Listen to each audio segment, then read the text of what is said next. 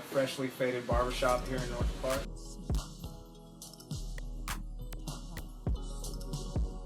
When I fell into cutting hair, I really didn't know what I wanted to do.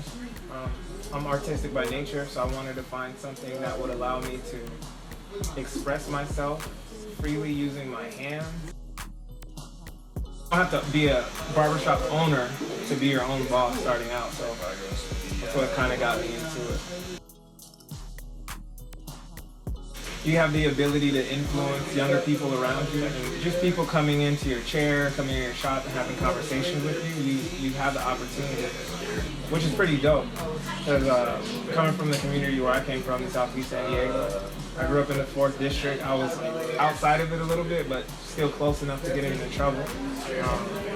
But coming from that area in San Diego, the only people that you can really look up to and see in the community that were entrepreneurs, that were doing the right things, were barbers.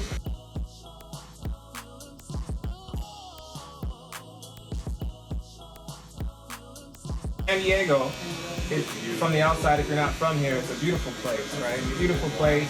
You got the beach, you have the ocean, but you also have this element of San Diego that doesn't get talked about.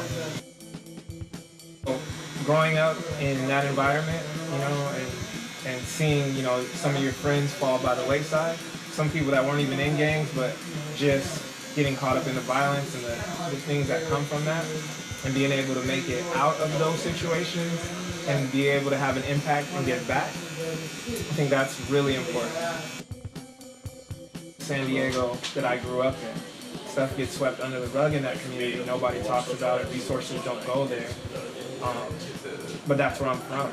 So when I look back, growing up, the people that were having a positive impact on that community are people my age now, people that were 30 years old. So now it's up to me. I can't complain anymore and say, oh, this neighborhood sucks, oh, this graffiti, this oppression, this food desert. Now it's up to me. If it's a food desert, then I have to plant a garden. If there's no organic vegetables, then I have to grow it. If there's no place for a person to eat, to get a good meal, then I have to create it. And that's the situation I'm in. It's a burden, but carrying that weight only makes me stronger.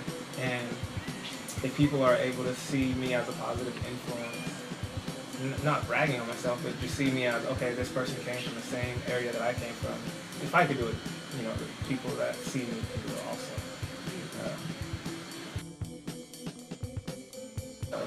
I just was lucky enough to have the opportunity to do both simultaneously, to have the ability to create an income for myself, create an environment that was conducive to positive energy, and to be able to employ other people.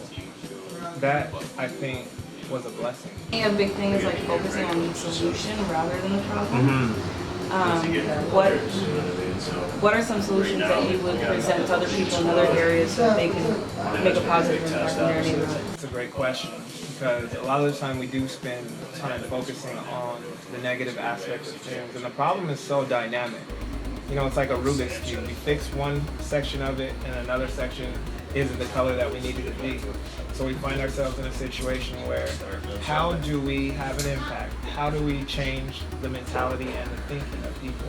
And I think it starts by looking in the mirror, right? If we have a self-reflection and self-analysis, then we have other people around us that are going to be honest with us and point out our flaws. From there, we can be representatives of, you know, what we want the world to be like. It's easy to say, like, hey, you change, right? You be better. You be a better person. You be more honest. You don't steal. You don't hurt others. But if you're not practicing those same things and embodying them yourself, then it's a difficult situation. So my advice would be to be the best example that you can be. We're all gonna fall short. All of us have shortcomings.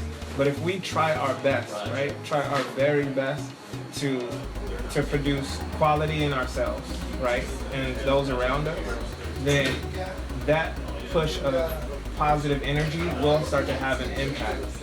It's dope that some of the principles that they use, we can use now, and we have things like Instagram and Facebook that can amplify those movements faster. You know, like before, you'd have to sit on a corner and you would have your megaphone and you'd be on a soapbox and you'd be spreading your message that way, boom, boom, boom. But now we're in a situation where we have technology and we can do that ourselves, and we can broadcast all over the world. It's not just people that are in your community that need to hear this information, but it's people everywhere, and we have that opportunity now. And it's such a great opportunity because now people can't control our thinking by the images that they portray of us. Now we control the images that we portray, and now it's up to us to put out the positive images. You know, somebody's YouTube channel can be just as powerful as CNN, and that's the situation that we're living in now. I think it's wonderful, but we have to seize the day and take advantage of those opportunities. Instead of creating noise, we have to create harmony, we have to create music. We have to do something that's going to have an impact. By harmony and music, I don't mean singing. I mean something that is well thought out. We're going to have to create an energy, a vibration, and I'm not just talking about music, but we're going to have to create something that resonates with people.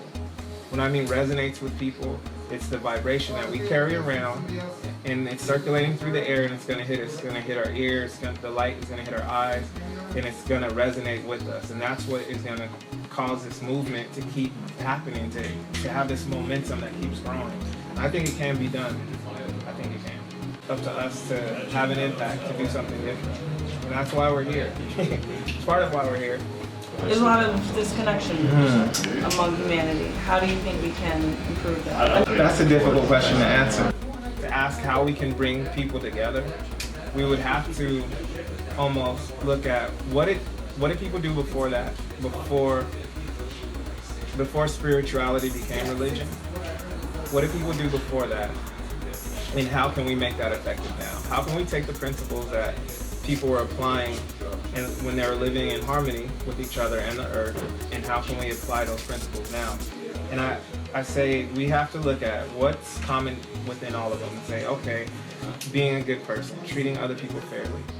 So how do we go about doing that? And then once we establish those moral values, right, we'll see that they're common in all of them. And then we just have to say, okay, let's live in harmony, even though we might disagree on what we're going to call our God, who we're going to pray to. As long as we say, oh, we do agree that we should treat each other good. We should not steal from each other. We shouldn't harm each other's children. We can't take each other's crops. Those are all principles that any thinking person can come up with, regardless of the deity. So now, if we say it was God that said it, if we say it was Ra and then Ptah, that, deities of ancient Kemet, if we say that it was Allah who said that, that really doesn't matter. What matters is how we treat each other. That's what matters, and that's what's important. Our ancestors believe that there's an energy that is going from the center of other planets and coming into the center of our planet. The outward energy is the Vayu Ali, and the inward energy is the Yin. I learned that through studying with Dogon Master, who came to America. His head student was my teacher. I also traveled to Burkina Faso, to a village called Tambiga, to see how these people live in harmony with nature and the practices they observe. I also studied with some Kumeyaay elders in Mexico, and I wanted to see the common core thing that existed between them, and they all have similar stories of an energy system going through our bodies. Now, I can't prove that exists. I get you to believe in it, right? And I say, if I do these things to you, your energy is going to change and you're going to feel better. And the things that you hope for are going to be obtained more easily, right? Now, if I get you to believe that, and then when I do these things to you, if I take the sage and I cleanse your energy, and if I take the Palo Santo and I cleanse your energy, and I put these stones that capture the essence of this energy, and you believe it, even if it doesn't exist, even if it's not true, and you believe it, it'll have a positive impact on your brain, and it'll actually cause a change. People that say they're lucky are luckier because they believe that they're lucky. They're the ones that'll look and find $5 because they believe they're lucky, and other people will walk right past it because they believe they're unlucky. We hear this word conscious all the time. What are we conscious of? It means to be aware, but what are we aware of? Are we aware of ourselves in this situation? Are we aware of our thoughts, what we're thinking, and our surrounding environment? Our ancestors had to be aware of these things because they lived in nature. If they weren't paying attention to that lion roaring, then it's over with. If they weren't paying attention to the movement of the stars, they weren't going to be able to predict that flood, which would help them grow their crops. So we need to also be aware of our environment, but our environment isn't the same environment that they have. Our environment is a different environment with social media and the television. I want to create that environment in here, but I also want to try to help you create that environment within yourself. There's only two places African Americans can go to discuss politics, their community, and all that, and be around other black people. Traditionally, it was only church, where they would have these church meetings, and there would be the barbershop. And even to this day, that still goes on. You're not going to find a place where you're going to find African Americans, black people together discussing anything besides the barbershop. It's important for me to dress a certain way because I represent, something that's bigger than myself. If you're going to represent these principles, then you need to embody them. From the clothing that you wear, the way your hair is cut, all of that. If we look at any movement that was ever successful, however, even if it was just for a short period of time, I don't want to say fashion, but style always had something to do with it. When you look back at Malcolm X, you're like, oh, he was sharp, right? When you look at the Panthers, you're like, oh, they were sharp. Black everything, black jackets, black gloves, black berets, black glasses, they were sharp. You look at Martin, always in a suit with a tie. So if you look at the impact that Jadena is having right now, right? Those things, it's because they embody it from head to toe, not just the mental aspect of it, but also the physical aspect of it. The sound of everything in here, this music that's barely audible in the background right now, it's another vibration. The bass in it, it's another vibration that's going to hit your ears.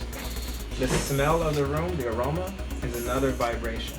All these things have a cumulative vibration that is going to affect you. Now, if you're aware of that, you can position things in your life, in nature, in your environment, in the rooms that you're in, that are going to affect you in a positive way. So now, if you walk into a room, the inward shirt that I created, right? I saw it as a meme. It wasn't crossed out, right? Two words on top. They weren't. I put it on a shirt, just making a mock-up of the shirt, and I was like, man, this shirt is powerful. Let me cross these things out. I knew about the word negus before, sovereign rule of Ethiopia. I knew that. But I don't want to put it on a shirt and just give you the answer to the question. The shirt that I put on, the reason I put that on there is because I wanted to have a conversation. I wanted people to put hashtag negus when they see the shirt. Black women, it's important for you to hold yourself in high esteem because you are the future. Fathers might not be in the equation, right? But no matter what, I have to come through a mother. So if you hold yourself in high regard and in high esteem, then you will be the key to unlocking our greatness and our potential, even if we didn't have a father. If you embody the principles of being a queen in womanhood, there's nothing more powerful. You are the gateway from which we enter this world. You are a goddess. We suckle from your breast, and you're providing us energy and sustenance and everything. You're the first God that we ever come in contact with. So if you hold yourself in high esteem and high regard, there's no way that we can fail. And that's what we need to get back to. The single most important thing, if I could say anything, the single most important thing is for our women to hold themselves in high regard and high esteem and really, really, really, really embody that.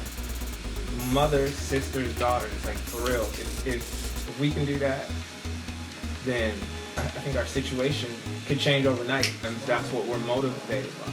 We're motivated by our desire to be with women. But if we are motivated by our desire to be with a woman that is of strong character, then we would have to be of strong character. Peace and love always. A lot more that we have to go through. There's still a lot of barriers and walls that we need to break down, and I have a voice and I want to use my voice to help people understand that we can make a difference if we come together.